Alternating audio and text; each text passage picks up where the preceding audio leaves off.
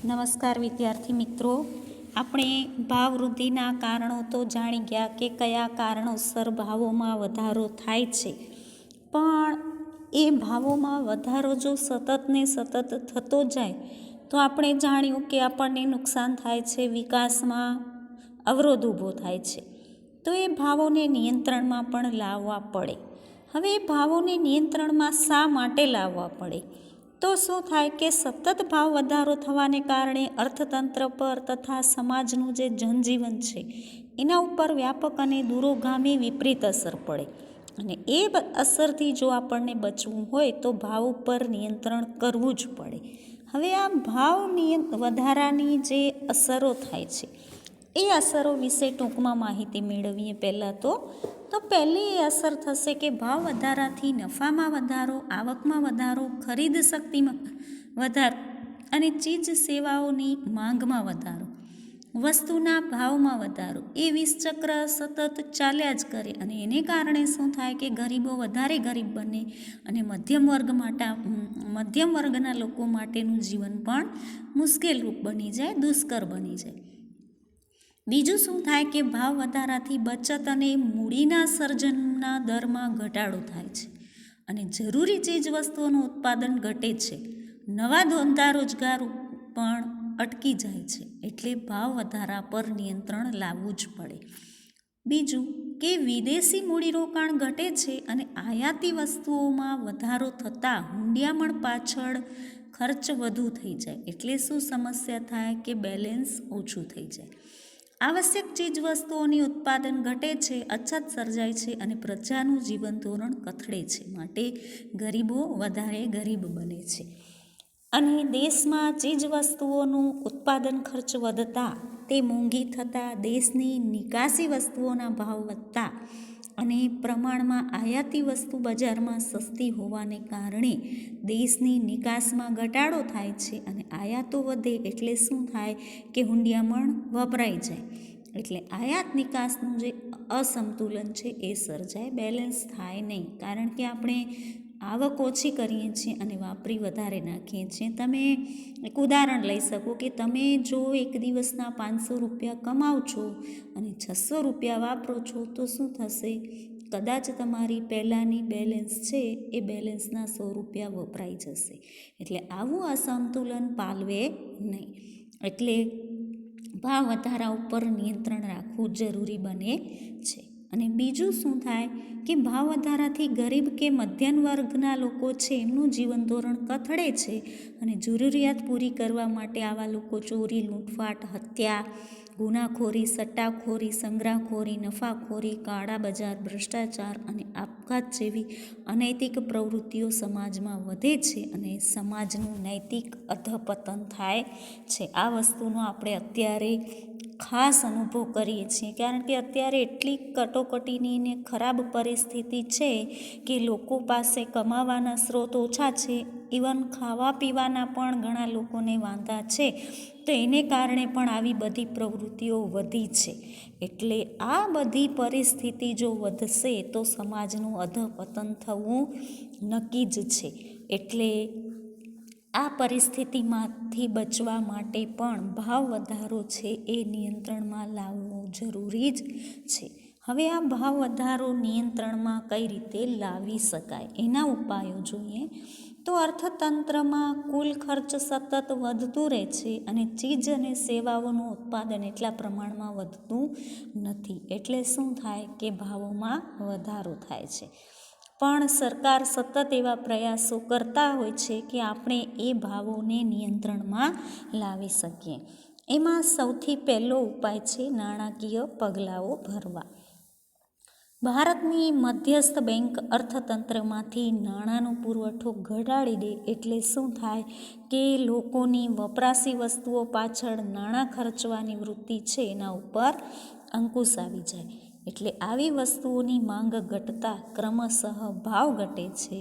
બીજું, મધ્યસ્થ બેંક દ્વારા જે ધિરાણ નીતિ છે, લોન આપવામાં આવે છે, એ લોનમાં વ્યાજના દર ઊંચા કરે છે. એટલે લોકો ધિરાણ કે લોન લેવાનું ટાળતા હોય છે અને એને કારણે શું થાય કે લોકો બિનજરૂરી મૂડીરોકાણ કે સટ્ટાકીય રોકાણ કરતાં અટકે. નહીંતર બધાને શું થાય કે હાલો એટલા જ રૂપિયામાં લોન મળે છે, પાછા એટલા જ રૂપિયા ભરવા પડશે, વ્યાજ વધારે ભરવું પડતું હોય તો લોકો એના માટે ખચકાય કે આટલું બધું વ્યાજ ભરવું પડશે, એના કરતાં લોન ન લેવી સારી, પોતાની બચત કરવી સારી, એવું વિચારીને લોકો બિનજરૂરી લોન લેવાનું ટાળે છે. અને બીજી બાજુ શું થાય કે વ્યાજના દર વધે એટલે લોકોની બચત વૃત્તિમાં વધારો થાય અને ડિપોઝિટમાં વિવિધ બચતોમાં રોકાણ વધે છે. આમ ભંડોળ પ્રાપ્તિના અભાવે સટ્ટાખોરી કે સંગ્રહખોરી અટકે છે અને નફાખોરી ઉપર અંકુશ આવે છે. પછીની બાબત છે કે બેંક દરમાં વધારો થતાં વ્યાપારી બેંકોએ ધિરાણ પર વધારવું પડે છે. એથી ધિરાણનું પ્રમાણ ઘટે છે. વ્યાજ દર વધતાં સટ્ટાખોરીમાં વધારાનું નાણું ખેંચાય અને અર્થતંત્રમાં બચત સ્વરૂપે પાછું આવે છે. એટલે શું થાય કે પાછું એ જ રૂપિયાનું મૂડી સર્જન દર વધી જાય છે અને નવા ધંધા રોજગારના ક્ષેત્રો ખુલે છે. બેંકોની રોકડ અનામતના પ્રમાણમાં વધારો થતાં વ્યાપારી બેંકો શાખા ઉપર નિયંત્રણ આવે છે અને એને પરિણામે ધિરાણ ઘટે છે. ખુલ્લા બજારમાં સરકારી જામીનગીરીઓનું વેચાણ કરીને વ્યાપારી બેંકોની અને પ્રજાની રોકડ અનામતમાં ઘટાડો કરે છે અને લોકોના હાથમાં નાણાંનો પુરવઠો ઘટતા વપરાશી ખર્ચ ઘટે છે અને પરિણામે શું થાય છે કે ભાવો અંકુશમાં રહે છે. આ તો વાત થઈ નાણાકીય બેંકો દ્વારા જે ભાવ ઘટાડા માટે પગલાં લેવામાં આવે છે, ભાવ વધારો નિયંત્રણ માટેના પગલાં લેવામાં આવે છે એની. હવે રાજકોષીય નીતિમાં શું પગલાં લેવામાં આવે છે એની વાત કરીએ તો સૌપ્રથમ આપણને એ પ્રશ્ન થશે કે રાજકોષીય નીતિ શું છે. તો રાજકોષીય નીતિ એટલે સરકારની જે જાહેર આવક અને ખર્ચ અંગેની નીતિ છે તે, અને કરવેરા વિષયક અને જાહેર ઋણની નીતિ છે, એને રાજકોષીય નીતિ કહેવાય. આપણે જેમ માત્ર એક ઘર ચલાવવું છે તો વિચારવું પડે કે ક્યાંથી આવક થશે અને ક્યાં રૂપિયો ખર્ચાશે. તો જ્યાં આખો દેશ ચલાવવાનો છે તો એ લોકોને પણ આવક ખર્ચ અંગેના વિચારો તો કરવા જ પડે. તો આ વિચારો કરીને જે નીતિ નક્કી કરવામાં આવે એને રાજકોષીય નીતિ કહેવામાં આવે છે. એમાં પહેલું કે સરકાર પોતાના ખર્ચમાં શક્ય હોય ત્યાં સુધી ઘટાડો કરી અને દેશના કુલ ખર્ચમાં ઘટાડો કરી અને નાણાંનો પુરવઠો ઘટાડશે. જે યોજનાઓ પાછળ મોટા પ્રમાણમાં ખર્ચ થતો હોય અને એવી યોજનાઓ હોય કે જે આપણને તાત્કાલિક ફાયદો નથી આપતી, તો એવી યોજનાઓ સરકાર મુલતવી રાખે છે અને વહીવટી ખર્ચમાં કરકસર કરી અને બિનજરૂરી ખર્ચમાં ઘટાડો કરે છે. કરવેરાની નીતિ હેઠળ પણ સરકાર ભાવો વધે ત્યારે લોકો પાસે ખર્ચવાપાત્ર રકમનો પુરવઠો ઘટે એ હેતુથી ચાલુ કરવેરામાં વધારો કરે છે. આવકવેરો હોય કે કંપની વેરો હોય કે મિલકત વેરો હોય એ બધું વધારવામાં આવે છે અને નિકાસો ઉપર સરકાર નિયંત્રણ લાવી દેશે અને આયાતો ઉપર પણ ઊંચા દરે જકાત નાખે એટલે શું થાય કે આયાતી વસ્તુઓ મોંઘી બનતા આયાત જ ઘટી જાય એટલે લોકો ખોટો ખર્ચ કરે નહીં. અને જાહેર ઋણની નીતિ છે. તો જાહેર ઋણની નીતિ પ્રમાણે સરકારે લોન બહાર પાડીને ફરજિયાત બચત યોજના જેવી સ્કીમ લાવીને સમાજમાં જે કુલ ખર્ચ થતો હોય એને મર્યાદિત કરવાનો પ્રયાસ કરશે અને બચતોને પ્રોત્સાહન આપવા વિવિધ પ્રોત્સાહકીય પગલાં ભરે છે અને જાહેર કરજોનું પ્રમાણ ઘટાડે છે. સરકારી સબસિડી રૂપી સહાયમાં પણ ઘટાડો કરે અને પ્રત્યક્ષ કરવેરાનું પ્રમાણ અને વ્યાપ વધારે છે. શ્રીમંત વર્ગની વપરાશી કે મોજ શોખની વસ્તુ હોય તો એના ઉપર એ ઊંચા દરે વ્યાજ નાખે એટલે શું થાય કે ઉત્પાદન ઘટે અને ઉત્પાદન ઘટે એટલે આવશ્યક વસ્તુઓનું ઉત્પાદન વધી જશે અને બિનજરૂરી વસ્તુઓ છે તો એ લોકો ઓછું ઉત્પાદન કરશે. આમ આવા બધા પગલાઓ લઈ અને આપણે જે આવક છે એનું પ્રમાણ જો ઘટે છે તો વસ્તુની માંગ પણ ઘટશે અને પરિણામે શું થશે કે ભાવ ઘટાડા થશે. ત્યાર પછી છે મૂડીરોકાણ ઉપર અંકુશ. બિનજરૂરી અને મોજ શોખની વસ્તુ પાછળ આપણે જે મૂડીરોકાણ કરીએ છીએ તો એ ઘટાડવા માટે લાયસન્સ કે પરવાના પદ્ધતિ અમલમાં મૂકે છે અને ઉત્પાદકીય સ્વરૂપમાં કૃષિ ઉત્પાદનો કે ઔદ્યોગિક ઉત્પાદનો વધે એવા મૂડીરોકાણને ઉત્તેજન આપે છે અને સટ્ટાલક્ષી મૂડીરોકાણ છે એ ઘટે છે અને આવશ્યક વસ્તુઓનું ઉત્પાદન વધે અને ઉત્પાદન શક્તિ વધે એવા પ્રોત્સાહક પગલાં લેવા જોઈએ. પરિણામે શું થાય કે વ્યાજના દર વધારી અને બચત વૃત્તિને ઉત્તેજિત કરવામાં આવે તો મૂડી સર્જન પણ વધી જશે. જો આવા પ્રયાસો કરવામાં આવે તો મૂડીરોકાણ ઉપર અંકુશ આવશે એટલે ઓટોમેટિક ભાવ વધારા ઉપર અંકુશ આવી જશે.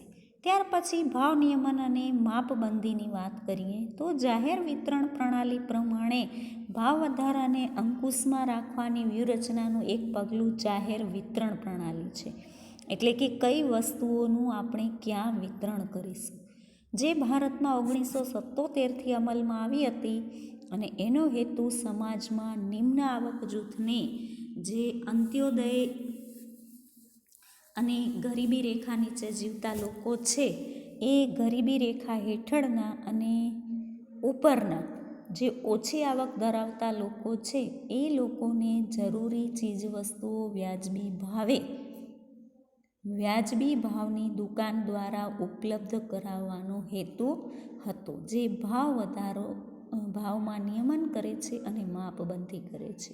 આજે દેશમાં અંદાજે 4.92 લાખ વ્યાજબી ભાવની દુકાનો છે અને આ દુકાનોમાં વેચાતી વસ્તુઓના ભાવ ખુલ્લા બજારની દુકાનોના ભાવની સરખામણીમાં ખૂબ જ ઓછા હોય છે. જો આપણી ભાષામાં આપણે કહીએ તો તમે જે કંટ્રોલ જેને કહો છો તે વ્યાજબી ભાવની દુકાન કહેવાય. અને આ વાસ્તવિક ભાવ અને વ્યાજબી ભાવની દુકાનોમાં વસ્તુઓના ભાવોનો તફાવત સરકાર ચૂકવે છે. વસ્તુ તો એ જ મળે છે પણ સરકાર વધારાનો ખર્ચ ભોગવી અને લોકોને ઓછા ભાવે વસ્તુ આપે છે અને આ રકમને સબસિડી કહેવામાં આવે છે. સરકાર જે ખર્ચ ભોગવે, ઘણી વખત આપણે લોન લઈએ છીએ તો પણ એવું જોઈએ છે કે આપણને 70% લોન ભરવી પડે, બાકીના જે 30% છે ભરવા પડે, પણ કોણ ભરશે? સરકાર આપણા વતીથી ભરે છે. એ ખર્ચ સરકાર ભોગવે છે. તો આ રીતે ભાવ નિયમન અને માપબંધી સરકાર દ્વારા કરવામાં આવે છે. ઘણી વખત કૃત્રિમ અછત થતી હોય, એટલે કે વસ્તુ તો હોય પણ કૃત્રિમ રીતે એની અછત ઊભી કરવામાં આવે, વસ્તુનો સંગ્રહ કરવામાં આવે ને સંગ્રહખોરી કહેવાય. તે સંગ્રહ કરી અને પછી ઊંચા ભાવ મળશે એવું વિચારી અને લોકો કૃત્રિમ અછત ઊભી કરે છે કે બજારમાં આ વસ્તુ નથી. હવે આપણને એમ થાય કે આ વસ્તુ 2 મહિના પછી નહીં મળે તો આપણે એમ થાય કે વધારેમાં વધારે વસ્તુ લઈ લઈએ. એમ કરીને લોકો વધારે વસ્તુ લેવા પ્રેરાય અથવા તો વધારે ભાવ આપવા માટે પ્રેરાય. તે લોકો શું કહેશે કે અત્યારે તમને 70 રૂપિયા કિલો ડુંગળી મળે છે પણ પછી 100 રૂપિયા ભાવ થવાની સંભાવના છે. તે લોકો સંગ્રહી રાખશે, અત્યારે એ 70 રૂપિયા કિલો વેચશે. એ 70 રૂપિયા કિલો તો આપણે લઈએ જ છીએ, તો એકના બદલે 2 કિલો લઈ લેશો કે પછી 100 ચૂકવવા પડશે. તો એમ કરીને આપણે 70 રૂપિયાની 2 કિલો લઈ લઈએ છીએ. થોડા સમય પછી એ લોકો પોતાની પાસે સસ્તા ભાવે લીધેલી અને સંગ્રહેલી ડુંગળી 100 રૂપિયે કિલો વેચશે અને આપણને એ લેવી પડશે. તો આ રીતે કૃત્રિમ અછત અને સંગ્રહખોરી અને કાળા બજારમાં મન ફાવે તેમ ભાવ વધારાની જે પરિસ્થિતિ છે એ પરિસ્થિતિમાં ગરીબોના જીવન સ્તરને ટકાવી રાખવા માટે આ જાહેર વિતરણ પ્રણાલી આશીર્વાદરૂપ બને છે. સરકારે એવો પ્રયાસ કર્યો કે આને લીધે ગરીબ લોકો છે ભાવ વધારાનો ભોગ ન બને, એટલે આ પ્રયાસો દ્વારા પણ સરકાર ભાવ વૃદ્ધિને અંકુશમાં રાખે છે અને આ વ્યવસ્થાની સફળતાનો આધાર અનાજ વિતરણ અને વહેંચણીની વ્યવસ્થા માટે કુશળ અને કાર્યક્ષમ વહીવટીતંત્ર, પારદર્શી વહીવટી અને પ્રામાણિક એવા દુકાનદાર ઉપર રહેલો છે. ત્યાર પછી છે ભાવ નિર્ધારણ તંત્ર. ભાવ નિર્ધારણ તંત્રમાં વાત કરીએ તો સંગ્રહખોરી અને સટ્ટાખોરીને ડામવા, આવશ્યક વસ્તુઓના ભાવને વ્યાજબી સ્તર ઉપર ટકાવી રાખવા માટે તથા એ સહેલાઈથી બજારમાં મળી રહે માટે સરકાર આવશ્યક વસ્તુઓના ભાવો નક્કી કરવાનું કામ કરે છે કે ભાઈ આ વસ્તુ બજારમાં આટલા રૂપિયે કિલો જ મળશે. અને વેપારીઓએ પણ એ નિર્ધારિત ભાવોએ જ બજારમાં વસ્તુ વેચવી પડે છે. એનાથી વધારે ભાવ એ લોકો લઈ શકે નહીં. અને સરકારે ભાવ સપાટીને સ્થિર રાખવા માટે આવશ્યક ચીજ વસ્તુઓ માટેનો ધારો 1955માં અમલમાં મૂક્યો. અને જે વેપારી સરકાર દ્વારા નિર્ધારિત ભાવો પ્રમાણે પોતાનો માલ સામાન ન વેચતા હોય તો એ લોકો સામે કાનૂની કાર્યવાહી કરવામાં આવે અને એ લોકોને દંડ ભરવો પડે છે. અને સંગ્રહખોરો અને કાળા બજારિયાઓ સટ્ટાખોરો સામે સઘન ઝુંબેશ રૂપે prevention of anti social activities act હેઠળ જરૂર પડીએ કાયદેસર એ લોકોને જેલ પણ કરવામાં આવે છે, અટકાયત પણ કરવામાં આવે છે. અને ભાવ વૃદ્ધિને નાથવા વેપારીઓના ગોદામમાં જે વસ્તુઓ મૂકી રાખેલી હોય એનું નિયમન, ચેકિંગ અને સ્ટોક પત્રકો, ભાવપત્રકો પ્રદર્શિત કરવા અંગેની પણ કાનૂની જોગવાઈ છે. અને જો કોઈ એનું ઉલ્લંઘન કરે તો એને કડક અને શિક્ષાત્મક પગલાઓ દ્વારા ભાવ વૃદ્ધિ નાથવાનો પ્રયાસ હાથ ધરવામાં આવે છે. સરકારે અત્યાર સુધીમાં ડુંગળી, ચોખા, કપાસ, સિમેન્ટ, ખાદ્ય તેલ, પેટ્રોલ, ડીઝલ, રાંધણ ગેસ, કેરોસીન, ખાંડ, એલ્યુમિનિયમ, લોખંડ, પોલાદ, રેલવેનું વગેરેના ભાવો ભાવ નિર્ધારણ તંત્રના આધારે નક્કી કર્યા છે. અને કેટલીક જીવન રક્ષક દવાઓ હોય તો એના ભાવો પણ આ રક્ષણ હેઠળ બાંધવામાં આવ્યા છે, નક્કી કરવામાં આવ્યા છે. અને આવા પગલાઓ લઈ અને ભાવ વૃદ્ધિને અટકાવી શકાય. આમ ભાવ વૃદ્ધિને અટકાવવાના ઉપાયો એકબીજાથી સ્વતંત્ર કે અલગ નથી, પણ પરસ્પર આધારિત છે. તેથી છૂટાછવાયા એકલ દોકલ પગલાં ભરવાને બદલે સર્વગ્રાહી પગલાં ભરવામાં આવે તો ચોક્કસપણે આપણે ધાર્યા પરિણામો પ્રાપ્ત કરી શકીએ છીએ. ત્યાર પછી અહીંયા આપણે સ્ટોપ કરીએ છીએ. ગ્રાહક જાગૃતિ અંગેનું આપણે પછીની માહિતી પછીના ચેપ્ટરમાં પછીના પીરિયડમાં જાણીશું.